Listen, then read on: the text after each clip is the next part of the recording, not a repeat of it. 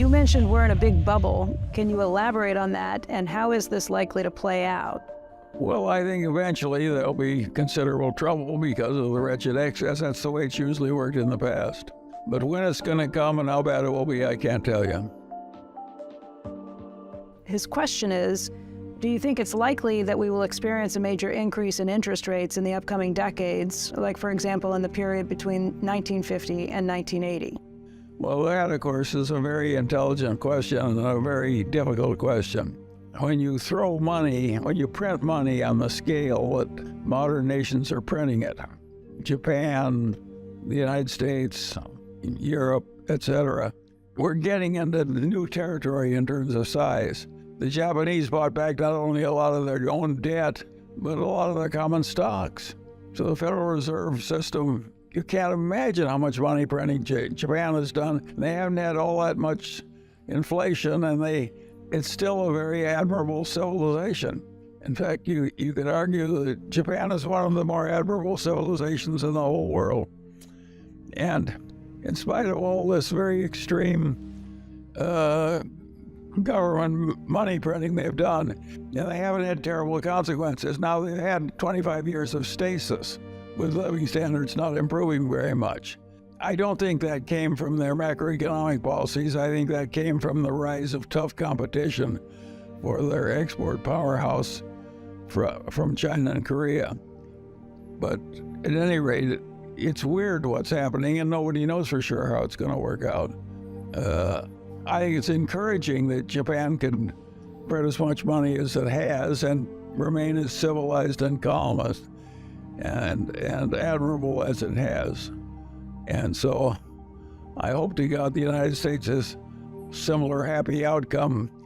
But I think the Japanese are better adapted for stasis than we are. I think it's a duty-filled, civilized bunch of people. A lot of them older, not many young people, and they just suck it in and cope. In our country, we have terrible tensions. It's way harder to run a country which is not mono-ethnic like Japan. It's way harder to run a nation like the United States with different ethnicities and groups and so forth than it is to run Japan. Japan is basically sort of a mono-ethnic civilization which is proud of its ethnicity, and of course they can cope with the troubles better than some other people can. Charlie, Steve But Cosmo, we don't know where we're going. There's never been anything quite like what we're doing now, and we do know from what's happened in other nations, if you try and print too much money, it eventually causes terrible trouble.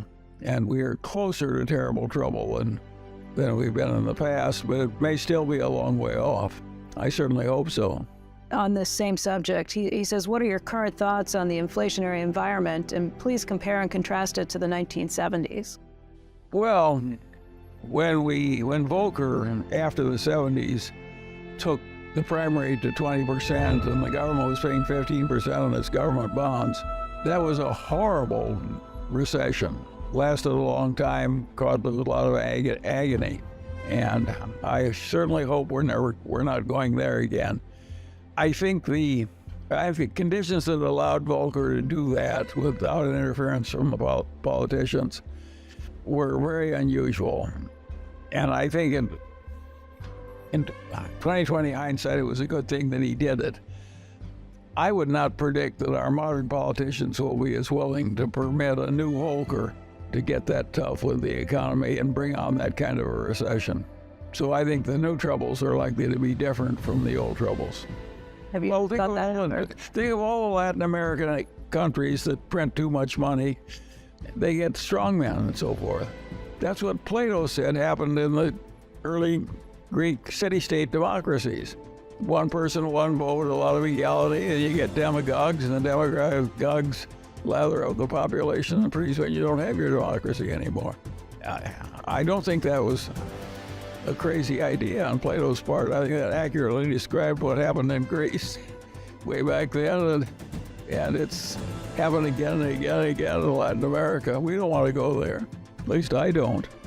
To this question about crypto that Benjamin writes in, He says in 2007 at the USC Law School, Charlie said, "I'm not entitled to have an opinion on this subject unless I can state the arguments against my position better than the people who are supporting it." The question is, does this also apply to your Wall Street Journal article on banning cryptocurrencies? And if yes, would you care to share the arguments against your position? Well, I don't think there are good arguments against my position. I think the people that oppose my position are idiots. I don't think there is a rational argument against my position. This is an incredible thing. Naturally, people like they run gambling casinos where other people lose. And the people who invented this crypto crappo, which is my name for it, and sometimes I call it crypto crappo and sometimes I call it crypto shit. And it's just ridiculous that anybody would buy this stuff. You can say hardly nothing on earth that has done more good to the human race than currency, national currencies. They were absolutely required to turn man from a goddamn successful ape to modern successful humans in human civilization. That enabled all these convenient exchanges. So if somebody says, I'm going to create something that sort of replaces the national currency, it's like saying I'm going to replace the national air. It's asinine. It isn't slightly stupid, it's massively stupid. And of course, it's very dangerous. Of course, the governments were totally wrong to permit it. And of course, I'm not proud of my country for allowing this crap, what I call the crypto shit. It's worthless, it's no good, it's crazy. It'll do nothing but harm, it's antisocial to allow it. And the guy who made the correct decision on this is the Chinese leader. The Chinese leader took one look at crypto shit and he says, not in my China. And boom, well, there isn't any crypto shit in China. He's right and we're wrong. No. Well, there is no good argument on the other side. I can't supply it. So does that counter what you said back at USC? That you shouldn't have a position unless you counter? I do think you ought to be able to state on a lot of issues. How big should the social safety net be? That's a place where reasonable minds can disagree. And you should be able to state the case on the other side about as well, so case you believe in. But when you're dealing with something as awful as crypto shit, it's just unspeakable. It's an absolute horror, and I'm ashamed of my country that so many people believe in this kind of crap, and the government allows it to exist. It is totally, absolutely crazy, stupid gambling with enormous house odds for the people on the other side. And they cheat in addition to cheating and like betting. And it's just crazy. So that is something, there's only one correct answer for intelligent people there is just totally avoid it. And avoid all the people that are promoting it. Given the increasing rate environment, what are the ramifications of moving away from a close to zero interest rate policy? Warren and yourself have frequently spoken about Aesop and a bird in the hand is worth two in the bush to describe the essence of investment decision making. So what do you do now that the interest rate environment is changing? Well, there's no question about the fact that as the interest rates have gone up, it's hostile to stock prices. But they should go up. We couldn't have kept them forever at zero. And I just think it's just one more damn thing to adapt to in investment life is that there are headwinds and there are tailwinds. And one of the headwinds is inflation. And I think more inflation over the next 100 years is inevitable given the nature of democratic politics in a democracy. So I think we'll have more inflation. That's one of the reasons the Daily Journal owns securities instead of government bonds, owns common stocks instead of government bonds. When you say the nature of democratic policies, and I forget exactly how you worded it, are you talking about the Democratic Party? Are you talking about democracy as a whole? No, listen to that. Trump ran on debt that was bigger than the Democrats did. All politicians in a democracy tend to be in favor of printing the money and spending it. And that will cause some inflation over time. It may avoid a few recessions too. It may not be all bad, but it will do more harm than good, I think, from this point forward. Economic theory argues that excessive monetary and fiscal stimulus over the last 2 years has triggered the highest inflation in 40 years. Do you broadly agree with this thesis? And more importantly, do you think there will be a high economic price to pay as the Fed attempts to bring inflation back under control? I guess the reasons for it. Well, the first part, I agree with it. We've done something pretty extreme, and we don't know how bad the troubles will be, whether we're going to be like Japan or something a lot worse. And what makes life interesting is we don't know how it's going to work out. I think we do know we're flirting with serious trouble. I think we also know that some of our earlier fears were overblown.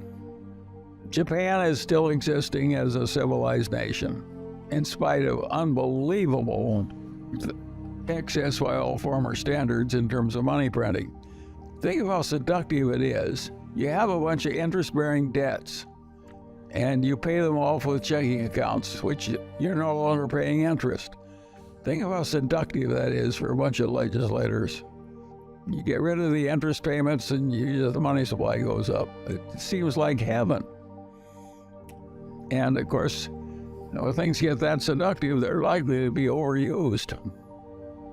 What's the best advice you have for individual investors to optimally deal with the negative impact of inflation other than owning quality equities?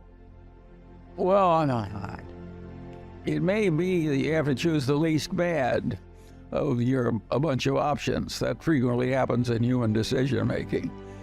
And the Mungers have Berkshire stock, Costco stock, Chinese stocks through Lilu, a little bit of Daily Journal stock, and a bunch of apartment houses. Do I think that's perfect? No.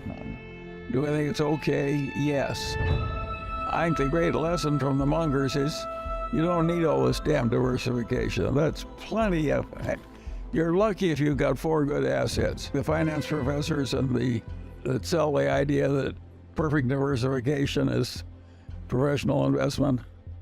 If you're trying to do better than average, you're lucky if you have 4 things to buy.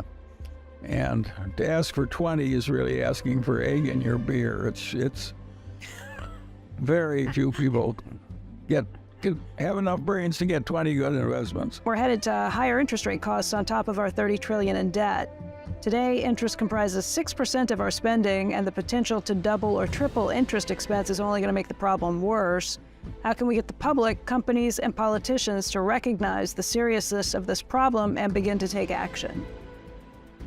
Well, because all those problems are real, and because it's so tempting to get rid of your debt by just giving a guy a non-interest-bearing checking account where you used to have to pay him interest every month, not only do we have a serious problem, but the solution to it that is the easiest for the politicians and for the Federal Reserve too, for that matter, is just to print more money and solve the temporary problems that way.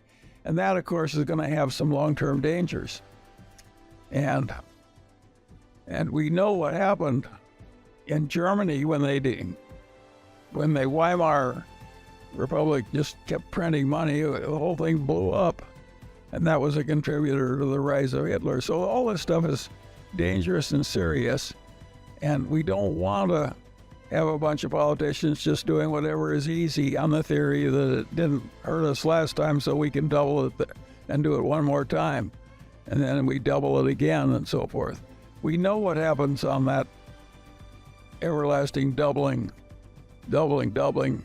You will have a very different government if you keep doing that enough.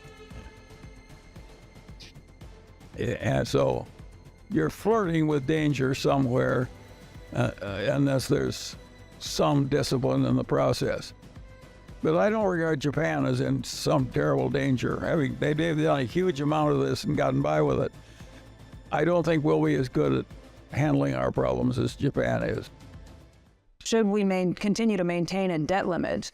The adjustment process seems to be a very simple and mechanical process. However, such a measure only seems to create an environment rife with political jockeying and sniping. What's the purpose if we continue to budget beyond our means and then the bill comes due? Well, if you take the history of democracy in the world and go back far enough, it fails a lot and gets succeeded by dictatorships and all kinds of awful things. And as a matter of fact, the worst thing that happened to the human race in my lifetime was when an advanced civilization like Germany was taken over by a dictator as awful as Adolf Hitler. That happened as a consequence of a big worldwide depression. It would never have happened if we hadn't had the big depression.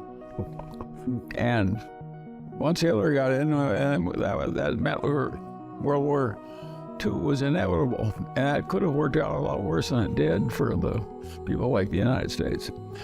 So these things are quite important. And they're not going to be done perfectly in the future, no more than they were done perfectly in the past. So of course, you got to expect a certain amount of future trouble in the world, and your government's going to do some things that aren't exactly right.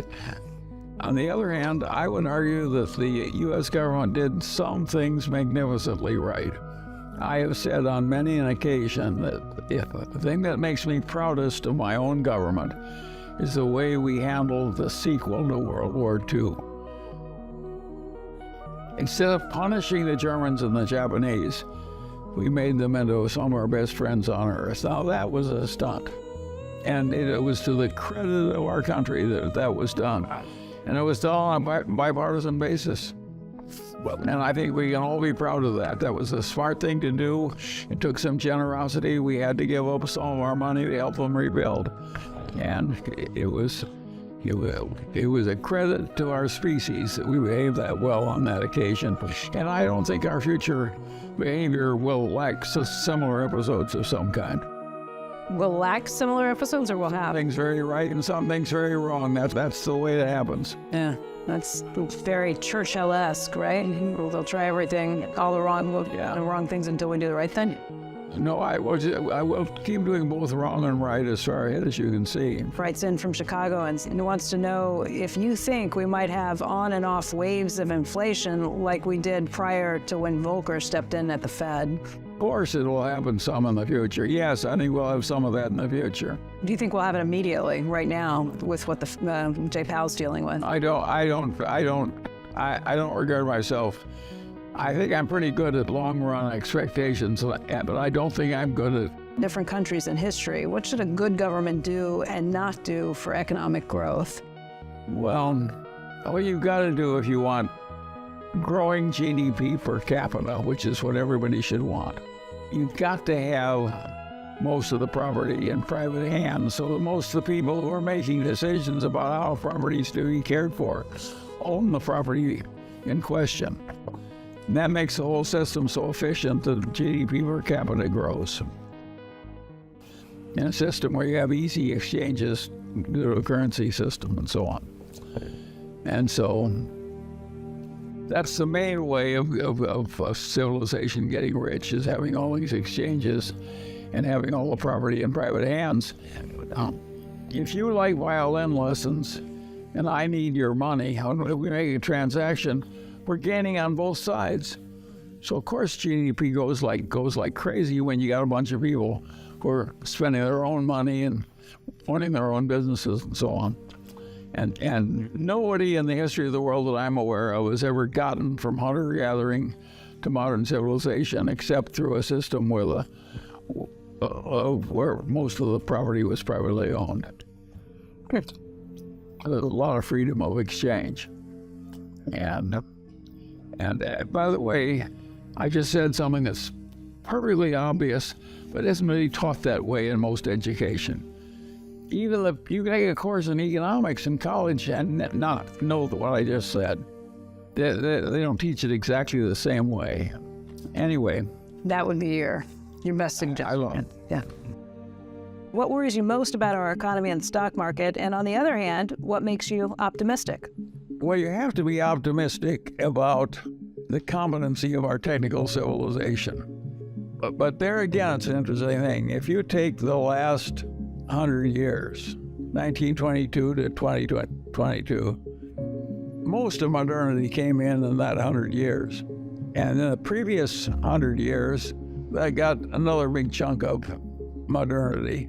And before that, things were pretty much the same for the previous thousands of years. Life was pretty brutal and short and limited and what have you. No printing press, no air conditioning, no modern medicine, no.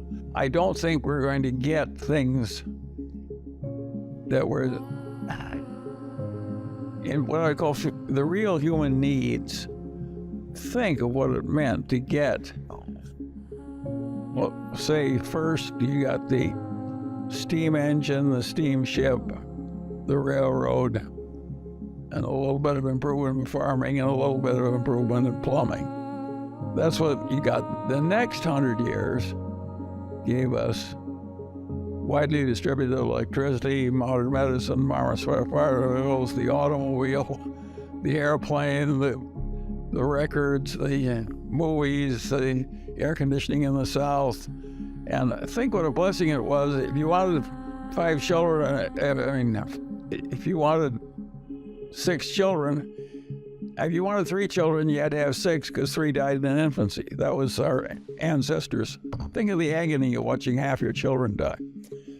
It's amazing how much achievement there's been in civilization in these last 200 years, and most of it in the last 100 years.